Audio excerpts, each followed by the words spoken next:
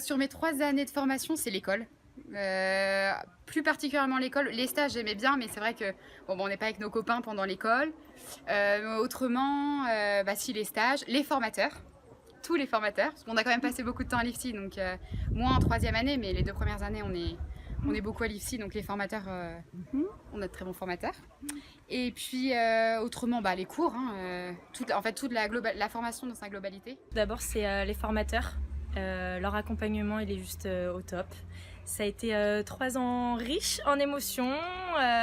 On a mûri, on a beaucoup appris, mais vraiment ce que je vais retenir, c'est la proximité qu'on a eue avec les formateurs et l'accompagnement qu'ils ont pu avoir avec nous. Ils sont toujours présents pour nous, ils sont toujours là, quoi qu'il arrive. Si on a besoin d'eux, ils sont présents. Et j'espère continuer à avoir de leurs nouvelles.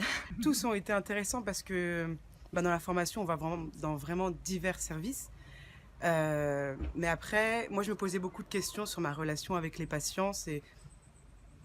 Entre qui je suis, quelle est ma posture professionnelle, ça a été mon sujet de mémoire d'ailleurs. Et donc du coup, je dirais celui qui m'a plus plu et plus apporté professionnellement et personnellement, c'était en addictologie à Guillaume Régnier. Un des stages qui m'a le plus enrichi, je pense, c'est mon stage que j'ai exercé en dialyse du coup, où j'avais le temps d'offrir un projet de soins, si je peux dire ça comme ça, avec un accompagnement et un relationnel aussi optimal. Et c'est des patients chroniques en fait qui connaissent très bien leur maladie et pour moi ça a été une des expériences les plus enrichissantes parce que au final j'ai pris en soin des patients qui m'ont aussi accompagnée. Les nombreux stages qu'on a pu faire pendant toute la formation, notamment les stages en soins intensifs où j'ai pu faire plein de soins. C'était vraiment très enrichissant. On va dire l'hématologie. C'était mon stage pré-pro, donc j'ai vraiment pris en autonomie, j'ai vraiment gagné en autonomie. Et j'aimerais y travailler après, donc c'est un des stages qui m'a le plus plu. J'ai appris autant techniquement parlant, mais aussi relationnellement parlant, c'était vraiment super. Donc si vous voulez y aller, allez-y. Chirurgie vasculaire. Énormément de travail, mais une équipe vraiment humaine. Et on grandit quand on sort de là.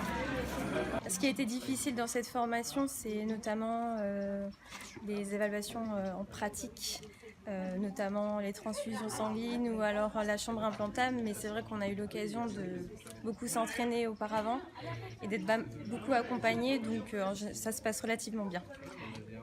Difficile, pour moi ça a été surtout à la fin.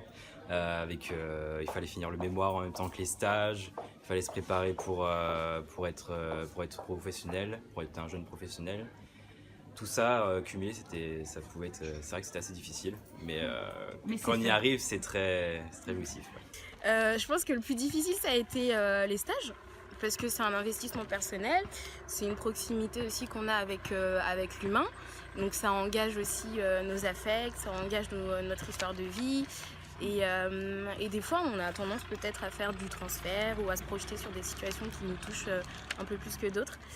Cette formation, ça m'a permis de gagner en maturité personnellement et professionnellement. Ce qui m'a vraiment plu dans la formation, à Guillaume Régnier, je n'ai pas commencé dans les autres IFSI, c'est cet accompagnement. Ce n'était pas simplement on forme des professionnels ou sur des compétences, on était accompagnés à se développer personnellement.